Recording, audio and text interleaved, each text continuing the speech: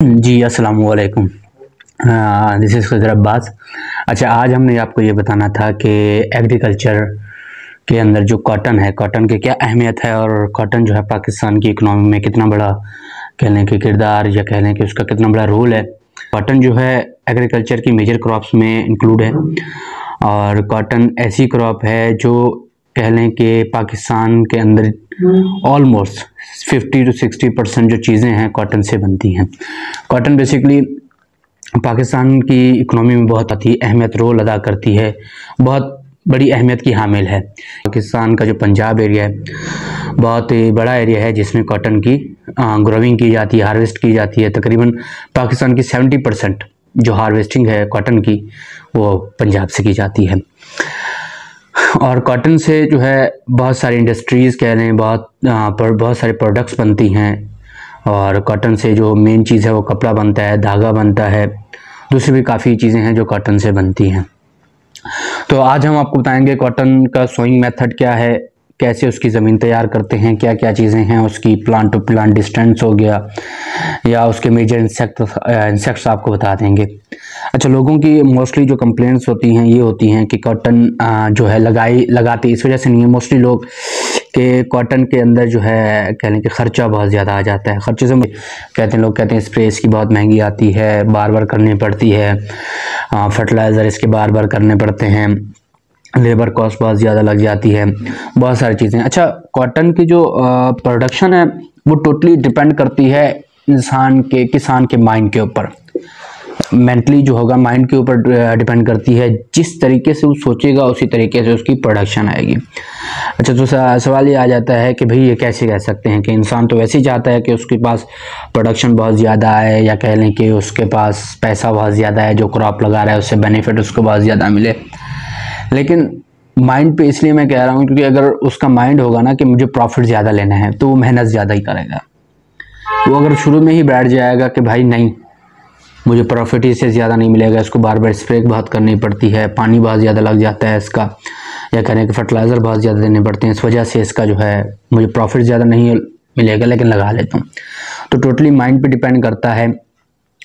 तो माइंड के हिसाब से यह है कि मेहनत से मुराद जितनी आप सॉइल, कॉटन की प्रोडक्शन इस चीज़ पे डिपेंड करती है, जितनी अच्छी आपकी मैनेजमेंट होगी, जितना अच्छा आपका सोइंग टाइम होगा, या कह रहे हैं जितनी अच्छी आप वैरायटी का सीड लगाएंगे वो आपको अच्छी प्रोडक्शन देगा। तो इसकी सबसे बड़ी चीज़ जो है ज़मीन की तैयारी या कह लें कि प्रिपरेशन ऑफ द सॉइल, ये बहुत अहम होती है। सॉइल की तैयारी जो है बहुत अहम इसमें होती है क्योंकि जो कॉटन का पौधा होता है उसकी रूट डीपली जाती है और स्ट्रेट जाती है। रूट्स की छोटी छोटी ब्रांचेस होती हैं लेकिन जो मेन रूट होती है प्लांट की वो स्ट्रेट जाती है। जब तक मैंने पिछली बार बताया था सॉइल को तैयार करना बहुत अहम है एग्रीकल्चर के अंदर। जब तक सॉइल नरम नहीं होगी तो वो इजीली पेनिट्रेट नहीं करेगा प्लांट, तो ज़ाहिर प्रोडक्शन पे इम्पेक्ट करेगा। तो ज़मीन को तैयार करने के लिए सबसे पहले तो आपको उसमें 2 टिलेज कराने चाहिए। एक होता है रोटावेटर और उसके बाद एक टिलेज होता है। वो कराने के बाद डीपली 2 दफ़ा कराना है, उसको छोड़ दें 1-1.5 हफ्ता, उसके बाद उसमें रोटावेटर चलाएं ताकि वो जो उसके बड़े बड़े पत्थर हैं वो एक नॉर्मल ज़मीन में मतलब सॉइल में तब्दील हो जाएं, पत्थर टूट जाएं, ताकि वो ज़मीन को तैयार करने में आपको भी आसानी हो और प्लांट्स की जर्मिनेशन में भी बड़ा इम्पैक्ट करता है। उसके बाद आपने इसकी रॉज बनानी है, जिसे कॉमन ज़बान में खिले कहते हैं। इसकी आपने रॉज बनानी है। मतलब आप कह रहे कि डिफरेंस होगा उसका रॉज का, वो होगा 2.5 फीट, 2 से 2.5 फीट आपने रखना है ताकि उसके जो बीच में चलने का रास्ता हो वो आसानी से हो। वो 2 से 2.5 फीट जो मैं बता रहा हूँ उसका बेनिफिट भी मैं आपको बताऊँगा। उसके बाद आपने ज़मीन के अंदर जो प्लांट लगाना है उसका फासला होना चाहिए तकरीबन 8 से 1 फीट, 8 इंच से लेकर 12 इंच तक का फासला होना चाहिए। उसके बाद आपने जो इसका सीड लेना है, सीड की मुख्तलिफ वैरायटीज़ हैं, जैसे आजकल चल रही है वाइट क्वीन, 5G हो गया, CKC6 हो गया, CKC3 हो गया, CKC1 हो गया, नायाब है, किरण है, ये बहुत अच्छी वैरायटीज़ हैं। इनमें ये है कि आप इनको लगा सकते हैं, इनमें जर्मिनेशन रेट बहुत अच्छा है। अच्छा, उसके बाद आपने जो सीड लेना है, सीड को सबसे पहले तो आपने जो रुई होती है उससे अलग करना है। उसके मुख्तलिफ किस्म के केमिकल्स आते हैं, अगर वो केमिकल आपके पास नहीं है तो आपने क्या करना है, उसको मतलब सॉइल के अंदर डालना है, मतलब मिट्टी के ऊपर, उसके ऊपर थोड़ा सा पानी डाल के उसको रगड़ा देना है। हल्का सा 5 से 10 मिनट यूँ आप रगड़ा करेंगे, उसकी रगड़ से जो उसकी वो होती है सॉइल की जो कॉटन से लगा होता है बीज के ऊपर, वो जो होता है कि बिल्कुल ख़त्म हो जाता है, मिट्टी के साथ मिलकर उतरना शुरू हो जाता है। उसमें थोड़ी मेहनत है, लेकिन ये है कि वो आपको कह लें कि केमिकल से बचा सकते हैं, केमिकल के पैसे बच जाते हैं, या एसिड आते हैं मुख्तलिफ़ किस्म के 2-3 जो आप उस पर लगाएंगे तो वो रुई उससे अलग हो जाती है। लेकिन यह है कि आप अगर खुद से करेंगे, पहली बात तो ये कि उस पर कोई केमिकल नहीं लगेगा, उसका इम्पैक्ट कोई नहीं पड़ेगा, तो इससे आपका बड़ा फ़ायदा हो जाता है। उसके बाद अपने सीड लगाने से पहले आपने इसको थोड़ी देर 8 घंटे 6 घंटे इसको भिगो के रखना है। उससे क्या होता है, जर्मिनेशन जल्दी होने के चांसेस आ जाते हैं, सो करके रखने पानी के अंदर। उसके बाद आपने जो मैंने प्लांट का डिस्टेंस बता दिया, उसके बाद आपने जो इसको सीड सो करना है वो आपने तकरीबन 2 तरीके से होते हैं। एक तो ड्रिप इरिगेशन होता है जो कि मशीनरी है, वो थोड़ी एक्सपेंसिव पड़ जाती है। अगर आपने बाय हैंड करनी है तो मैंने आपको डिस्टेंस बता दिया प्लांट टू प्लांट। उसके बाद आपने क्या करना है कि इसको 2 से 2.5 इंच ज़मीन के अंदर सो करना है। अच्छा, इससे पहले जो आप इरिगेशन देंगे, सो करने से पहले जो आपने इसको इरिगेशन देना है, जब इरिगेशन आ जाएगा ना, पानी जब आ जाता है उसके ऊपर थोड़ी सी नमी छोड़ता है 1-2 इंच ऊपर, तो जो नमी छोड़ेगा उसके आपने मतलब पानी की जो तह, आपने जो इरिगेशन करना है, इरिगेशन करने के ऊपर जो उसकी तह है उसके ऊपर 1-1.5 इंच वो नमी छोड़ता है, उसके ऊपर आपने उस सीड को सो करना है। उस सीड को तकरीबन आपने मतलब रखना है और 2 से 2.5 इंच अंदर मतलब करना है आपने ज़मीन के अंदर। जो ब्रिज है रॉखीला है, खिले की आपने ब्रिज के ऊपर लगाना है ये। अच्छा ठीक है, उसके ऊपर 2 से 2.5 इंच आपने उसके अंदर करना है। उसके अंदर हल्की से ऊपर आपने सॉइल डाल देनी है ताकि कोई कह लें कि कोई उसको निकाल ना ले, या कोई किसी को जैसे बर्ड्स वगैरह होते हैं, दूसरी चीज़ें भी आती हैं, तो उसकी वजह से उसको कोई नुकसान ना हो, ऐसे आपने इसको सोइंग करनी है। अच्छा, आपने एक होल के अंदर कह लें या एक जगह पे तकरीबन जर्मिनेशन रेट आप देख लें अपने सीड्स के हिसाब से, कितनी % आपका वो जर्मिनेशन रेट बताया गया है उस हिसाब से देख लें। वरना नॉर्मली इसके आप 2-3 या 4 डाल देते हैं प्लांट, एक सीड, एक होल के अंदर सीड, ताकि जब प्लांट जर्मिनेशन हो तो ये है कि आपका मतलब अगर एक अदब 1-2 बीज सीड ग्रो नहीं करते तो बाकी 2 तो ग्रो हो जाएंगे ना, ताकि आपकी वो जगह मतलब वेस्टेज ना जाए। उसके बाद आपने करना है ये, आपने सो करने के बाद आपने इसको जो है 20 से 25 दिन बाद आपने इसको चेक करना है। आपने चेक करना है कि जहाँ जहाँ सीड नहीं ग्रो हुआ वो आपने सबसे पहले फिलिंग जो गैप है उसको फिल करना है। जो जगह पे सीड नहीं हुआ उस पर दोबारा आपने सीड ग्रो करना है, ताकि क्योंकि 10 से 15 या 20 दिन के अंदर ये नॉर्मली जर्मिनेट पकड़ रहा होता है, सीड ग्रो हो रहे होते हैं, लीव्स बाहर आ रहे होते हैं। तो 25 दिन के अंदर ये है कि जितने भी सीड होते हैं ज़मीन से तकरीबन बाहर आ ही जाते हैं। तो जहाँ जहाँ वो नहीं आया आपने उसको ऐप को फिल करना है। वही जर्मिनेशन सेम जो मैंने कहा 2 से 3 कह लें कि सीड डालने हैं।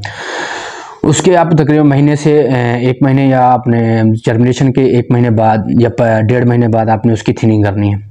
1.5 महीने बाद, 1.25 महीने बाद आपने जो है इसकी थिनिंग स्टार्ट करनी है। थिनिंग से मुराद ये होता है कि जो प्लांट आपने सीड लगाएं, मोस्टली होता है कि आपके जर्मिनेशन ना हो, वरना ऐसा होता है कि 3-3 प्लांट एक ही जगह पे ग्रो हो जाते हैं। तो उससे क्या होता है, उससे ये होता है न्यूट्रिशन का मसला होता है, उसके एयर का मसला होता है, 100 प्रॉब्लम्स होती हैं ज़मीन के अंदर, प्रॉपर उसको जर्मिनेशन, प्रॉपर न्यूट्रिशन नहीं मिलती, जिसकी वजह से 3 प्लांट एक ही जगह होंगे तो उनको जर्मिनेशन कह लें कि न्यूट्रिशन प्रॉपर नहीं मिलती, जिसकी वजह से वो जर्मिनेशन नहीं कर पाते, वो अपना रूट सही पेनिट्रेट नहीं कर पाते या सही से उसको स्प्रेड नहीं कर पाते। जो बड़े होते तो उनकी ब्रांचेस सही से स्प्रेड नहीं हो पाती, और वैसे भी वो हाइट में कम रह जाते हैं, क्योंकि 3 प्लांट एक ही जगह है तो जो न्यूट्रिशन है वो 3 जगहों पे डिवाइड हो रही है अलग अलग, तो जिसकी वजह से वो इशू आ रहा होता है। तो आपने उनकी थिनिंग कर लेनी है। जहाँ पे 3 प्लांट है वहाँ पे 1 कर देना है, जहाँ पे 2 है वहाँ पे 1 कर देनी है। ये आपने थिनिंग कर लेनी है, उसकी मुख्तलिफ डिफरेंस है ना। उसके बाद अपनी तकरीबन जो है जब प्लांट आपका 1 से 1.5 फीट हो जाए, 1 से 1.5 फीट का जब प्लांट हो जाता है ना कॉटन का, तो आपने क्या करना है, उसकी 5 से लेकर 6 इंच तक स्टेम तक आपने जो है वो मिट्टी देनी है हर प्लांट को। उससे क्या होता है बेनिफिट उसका बहुत ज़्यादा ये है, 4-5 उसके बेनिफिट्स हैं। पहला बेनिफिट ये होता है कि प्लांट गिरता नहीं, ठीक है, मैंने आपको बताया ना गिर जाते हैं प्लांट, वो गिरता नहीं है उसका फ़ायदा। और उसका फ़ायदा ये है कि जितना आप उसको पानी मिट्टी देंगे ना, मतलब जैसे 6 इंच मिट्टी दे दिया आपने, अब आपने इरिगेट कर दिया, इरिगेट करने के बाद जो चेंज मिट्टी होगी उसके अंदर भी कहने के वाटर ऑब्जर्व हो जाता है, तो क्या होता है उसको न्यूट्रिशन ज़्यादा मिलती है, जिसकी वजह से ग्रोथ अच्छी पकड़ता है। उसके बाद जब वो बड़ा हो जाता है, मतलब हाइट पकड़ लेता है, तो वो गिरता नहीं। तो इसका भी आपने बहुत ध्यान रखना है। तो आपने इसका इरिगेशन सिस्टम क्या रखना है, जो स्टार्टअप में आप इसको इरिगेशन सिस्टम रखेंगे वो तकरीबन आप रखेंगे 4 से 5 दिन बाद स्टार्टअप में, फिर उसके बाद ऐसा से 6 से 9 दिन ले जाएं, उसके बाद फिर 15 दिन बाद, उसके बाद फिर आपने करते जाना है। अच्छा, इसको फर्टिलाइज़र देने का तरीका ये होता है कि आपने जो है फर्टिलाइज़र यूरिया अगर अप्लाई करना है या आपने कोई फर्टिलाइज़र यूज़ करना है तो वो अपने इरिगेशन के साथ देना है, या तो पहले डाल दें थोड़ा सा, या तो इरिगेशन करें, पानी जब खड़ा होता है मतलब इरिगेशन के फ़ौरन बाद आपने डाल देना है थोड़ा थोड़ा, या तो आप ऐसा करें जो आपकी कैनाल सिस्टम है, क्योंकि इसमें कैनाल सिस्टम ही होता है तो मोस्टली, तो आपने जहाँ से आपने इसका पानी मतलब छोड़ा है फील्ड के अंदर, वहीं पे आप एक बोरा रख दें, वहीं से वो थोड़ा थोड़ा लेके जाता रहेगा, या तो ऐसा कर लें, या जो मतलब का मेथड है वहाँ पे वही कर लें। वैसे मोस्टली जो हमने अभी रिसेंटली रिसर्च की थी, मैंने अपनी फाइनल प्रोजेक्ट में जो रिसर्च की थी कॉटन के ऊपर, तो उसमें मैंने ये किया था कि जितना भी मतलब इरिगेशन कर देता था उसके बाद जो है मैंने यूरिया देता था पानी के ऊपर ही थोड़ा थोड़ा, तो उससे ये होता था कि जर्मिनेशन बहुत अच्छी होती थी, उसकी हाइट बहुत अच्छी बढ़ गई थी। मैंने CKC 6 यूज़ किया था, जो कि बहुत अच्छी मुझे उसने मतलब कह लें कि प्रोडक्शन भी दी थी, जर्मिनेशन भी अच्छी थी, उसके अगेंस्ट जो है इंसेक्ट के अगेंस्ट भी बड़ी अच्छी फाइट की थी उसने। अच्छा, उसके बाद इसके ऊपर जो है मुख्तलिफ किस्म की चीज़ें होती हैं, जैसे कि इसके ऊपर इंसेक्ट आना शुरू हो जाते हैं, और जो है अपने इसके स्प्रे का मरला आ जाता है। मोस्टली अगर आपने इस प्लांट्स के बीच में गैप रखा है ना, तो वैसे उसमें जो है इंसेक्ट कम ही आते हैं, क्योंकि रीज़न ये होता है कि मैंने पिछली बार बताया था फंगल डिजीज़ बहुत कम स्प्रेड हो पाती हैं, क्योंकि अगर प्लांट टू प्लांट डिस्टेंस आपने बहुत अच्छा रखा है ना, तो उससे ये होता है कि वो एयर इजीली सर्कुलेट हो रही होती है, प्लांट गिरते नहीं, जिसकी वजह से उनमें कोई फंगस लगता नहीं है। मोस्टली जो फंगस होते हैं ज़मीनी होते हैं, या तो रूट से आ जाते हैं, या कह लें कि प्लांट नीचे गिरे होते हैं ना, तो जो कह लें कि नमी होती है, नमी की वजह से फंगस बहुत आते हैं। तो जब अगर प्लांट टू प्लांट डिस्टेंस सब सही रखते हैं तो उस पर फंगस ऑलरेडी मतलब प्लांट गिरेगा नहीं, तो फंगस के चांसेस कम हो जाते हैं, डिजीज़ के चांसेस बहुत कम हो जाते हैं। एयर फ्लो की वजह से कोई प्लांट आपका गिरता नहीं है। और अगर आप इसको पानी और यूरिया सही टाइम टू टाइम दे रहे हैं तो इससे है कि इसकी हाइट बहुत ही अच्छी होती है, और हाइट जितनी अच्छी होगी उतना उसका प्रोडक्शन एरिया बहुत अच्छा देता है। वो प्रोडक्शन बहुत अच्छे कह लें कि बहुत ही ज़्यादा प्रोडक्शन करता है। उसके अलावा जो है कॉटन बहुत अच्छी मिल जाती है, और जितना ये प्लांट हाइट पकड़ता है ना, उतना कह लें कि ये हाइट जैसे पकड़ता जाएगा स्प्रेड होता जाएगा। जितनी अच्छी इसके ऊपर सनलाइट पड़ती है उतनी अच्छा ही ये प्रोडक्शन देता है। तो यूरिया और पानी इरिगेशन का सिस्टम बहुत ही स्ट्रांग रखना है। और अगर आपने चाहते हैं कि आपको प्रोडक्शन बहुत अच्छी मिले, तो आप ऐसा करें कि DAP और यूरिया को ना नॉर्मल मिकदार में मिला के इसको आप इरिगेशन करें तो बहुत अच्छा होता है, इरिगेट करें पानी के साथ, तो इससे बहुत अच्छी प्रोडक्शन मिलती है। उसके अलावा स्प्रे मोस्टली क्या करते हैं लोग गाँव में या कहीं भी, या तो सुबह सुबह दे देते हैं, स्प्रे करते हैं कि नहीं यार सुबह सुबह का टाइम है, दोपहर में गर्मी बढ़ जाती है, तो वो जो है सुबह सुबह दे देते हैं, स्प्रे कर लेते हैं। तो स्प्रे सुबह सुबह नहीं करनी। रीज़न ये होता है कि कॉटन एक ऐसी क्रॉप है जो मतलब ग्रोथ तब पकड़ ली होती है जब ये नमी या शबनम का टाइम चल रहा होता है। तो इसकी वजह से क्या होता है कि जब आप स्प्रे करते हैं, सनलाइट जब पड़ती है, स्प्रे और शबनम के जो पानी पड़ा होता है क्रॉप्स के ऊपर, स्प्रे और उसका कम्बिनेशन हो जाता है, जिसकी वजह से सनलाइट पड़ती है, वो ऑलरेडी एवेपोरेट कर जाती है या गिर जाती है। तो जिसकी वजह से सुबह इसको स्प्रे नहीं करना चाहिए। मोस्टली या तो करना चाहिए इसको शाम के टाइम, ताकि इसका जो है शबनम ना हो और वो इजीली इसके अंदर मतलब ऑब्जर्व हो जाए और वो उस पर इंसेक्ट के अगेंस्ट फाइट कर सके। उसके अलावा इरिगेशन के भी कुछ टाइम्स होते हैं। इरिगेशन मोस्टली ताकि आप शाम में दें, मोस्टली 3-4 बजे के टाइम दें। वरना लोग क्या करते हैं कि इसको इरिगेट टाइमिंग क्या होती है इनकी, लोग करते हैं कि इसको हम सुबह सुबह दें ताकि या दे के फारिग हो जाएं, या दोपहर में जैसे टाइम मिलता है लोगों को। तो आप इसको इरिगेट मोस्टली अगर टाइम मिले या मौका हो तो आप इसको इरिगेट जो है इसको शाम में करें। शाम में ये होता है कि जब आप नाइट में इवनिंग में करते हैं, इवनिंग से ये फ़र्क पड़ता है कि आपको जो इरिगेशन है, पहली बात जो जब उसको इरिगेट करेंगे तो उसको सनलाइट नहीं पड़ेगी, जिसकी वजह से वो इजीली एवेपोरेट नहीं होगा। उसका पानी तकरीबन अगले दिन तक स्टैंड ही होगा क्रॉप के अंदर। अगर स्टैंड भी नहीं होगा तो ज़मीन के अंदर इतनी अच्छी खासी नमी होगी कि उसकी जो नमी है, खाली ज़मीन का गीलापन, वो तकरीबन 1 से 2 दिन चला जाएगा। तो उसके बाद बाकी उसकी ऑब्जर्वेशन है या कह रहे हैं ज़मीन का अंदर जो गीलापन है वो ज़्यादा जाता है। अगर आप इरिगेट उसको सुबह करते हैं तो शाम तक उसकी ज़मीन के अंदर से जो पानी है तकरीबन एवेपोरेट हो जाता है।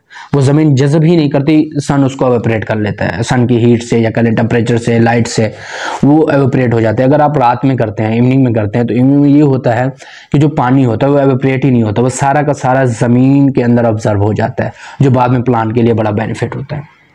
प्लांट को ज़्यादा देर तक आप पानी ना दे तो कोई मसला नहीं होता। जैसे इंसान 15 दिन का रखता है कि नहीं मैं 15 दिन बाद दूंगा, या वो नहीं दे पाता, लेट हो जाता है। अगर आप इवनिंग में देते हैं तो कोई मसला नहीं है, 1-2 दिन अगर ऊपर नीचे हो जाए तो इसमें कोई बड़ा इशू नहीं होता। स्प्रे का मैंने आपको बता दिया कि मोस्टली आपने कोशिश ये करनी है कि इवनिंग में करें, क्योंकि मोस्टली जो प्लांट्स के ऊपर इंसेक्ट्स होते हैं वो रात में ही अटैक करना शुरू करते हैं, बाहर निकलते हैं, क्योंकि दिन में जो होता है सनलाइट पड़ रही होती है तो प्लांट के जो या तो नीचे लीफ के नीचे चले जाते हैं इंसेक्ट्स, ठीक है।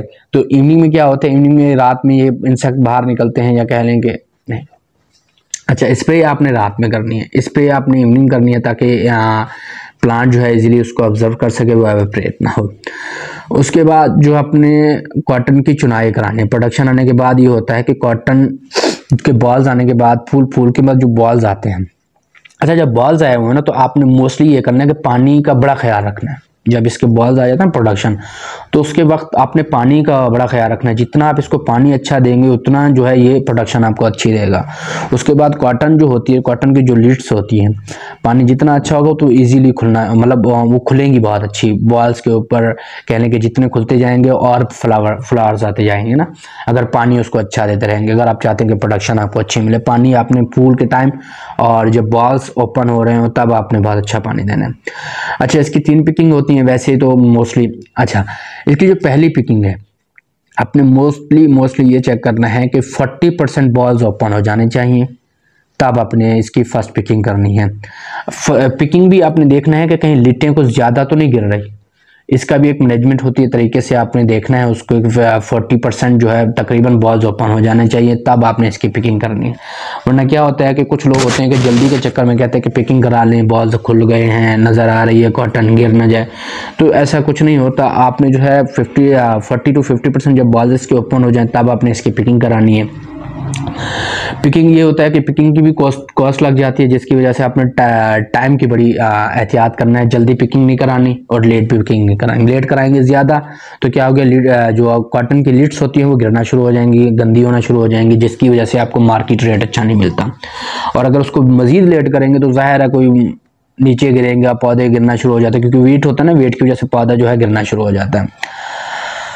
तो क्या होता है, उस स्लिट को ब्लैक नहीं होने देना और उसको गिरने भी नहीं देना। मोस्टली 40 to 50 के दरमियान आपने उसको पिकिंग करा लेनी है। तो अगर आपने अच्छी रेट लेना है और आप चाहते हैं कि कॉटन आपकी गंदी ना हो, ख़राब ना हो, तो आपने क्या करना है, और अगर आपने कोई जर्मिनेशन के लिए भी सीड रखना है तो आपने ये करना है कि तकरीबन जो कॉटन की पिकिंग है वो आपने करवानी है 9-10 के बाद, ताकि उसके ऊपर से जो नमी है या वाटर है या शबनम है तो वो उसके अंदर से सूख जाए। क्योंकि वो जितनी नमी वाली कॉटन को आप एक साथ रखते हैं ना, तो मैंने पिछली बार भी बताया था फर्स्ट वीडियो में, जिसमें जितनी कॉटन को एक साथ रखेंगे और वो गीली होगी, और नमी से मैंने आपको बताया था कि फंगस को नमी चाहिए होती है ग्रो करने के लिए। तो जितनी नमी कॉटन आप एक साथ रखेंगे उससे आपका नुकसान है, जिसकी वजह से फार्मर्स को तो खैर इतना बेचारों को इल्म नहीं होता, वो कहते हैं कुछ नहीं है इससे, येलोपन से, छोटे मोटे फंगस से। उनको तो क्योंकि उनको तो जाहिर है पता होता है कि अगले साल हमने सीड लेना है कहीं से लोन पे, उन्होंने सीड ग्रो करना है और वापस वो कर देना, लेकिन उनको ये इल्म नहीं होता कि जो येलो फंगस है ये कॉटन की जर्मिनेशन पे बड़ा इम्पैक्ट करता है। तो ये आपने बड़ा एहतियात करनी है। अच्छा, इसके लिए कपड़ों का भी एक अलग से ही सिस्टम होता है कि आपने इसके अंदर जो है वाइट और साफ़ सुथरे कपड़ों का इस्तेमाल करना है, जो बोरे होते हैं उनका आपने कोई इसमें इस्तेमाल नहीं करना। तो इस तरीके से इसकी जो है पिकिंग स्टार्ट कराएं तो आपको बेनिफिट बहुत ज़्यादा मिल जाते हैं। इंशाल्लाह नेक्स्ट वीडियो में कि कॉटन के मेजर इंसेक्ट्स कौन से हैं उनका नाम बताऊँगा, उसके बाद उनके अगेंस्ट जो है 2-3 ब्रांड्स के नाम बताऊंगा जो कि आपने स्प्रे करनी है। और इंशाल्लाह हर इंसेक्ट का मैं आपको इकोनॉमिक थ्रेशोल्ड लेवल भी बताऊंगा जो आपने खुद से स्कॉटिंग करनी है। स्कॉटिंग का भी मैं एक वीडियो बनाऊंगा प्रॉपर कि आपने कैसे पेस्ट स्कॉटिंग करनी है। उससे आपको बड़ा फ़ायदा होगा। उससे फ़ायदा ये मिलेगा आपको कि आपको अंदाज़ा हो जाएगा कि कितनी अमाउंट या कितनी क्वांटिटी इंसेक्ट की होगी एक प्लांट के ऊपर तो मैं स्प्रे करूं या मैं नहीं करूं। ठीक है, इंशाल्लाह मैं आपको पेस्ट स्क्वाटिंग की एक वीडियो बनाऊंगा, उसके बाद मैं इंशाल्लाह इकोनॉमिक थ्रेशोल्ड लेवल बताना शुरू करूंगा, जिससे आपको बड़े ही कह लें कि फ़ायदा मिलेगा। उसके बाद इंशाल्लाह मेजर इंसेक्ट्स बताऊंगा, उसकी अगेंस्ट जो है दवाइयाँ हैं, केमिकल्स हैं, उनके नाम बताएंगे, और इंशाल्लाह कोशिश करेंगे जो फंगस डिजीज़ हैं उनके भी सिम्टम मैं आपको बताऊँ और उसका भी इंशाल्लाह ट्रीटमेंट बताएँ। तो थैंक यू वेरी मच, शुक्रिया। इंशाल्लाह मिलते हैं नेक्स्ट वीडियो में। अल्लाह हाफिज़।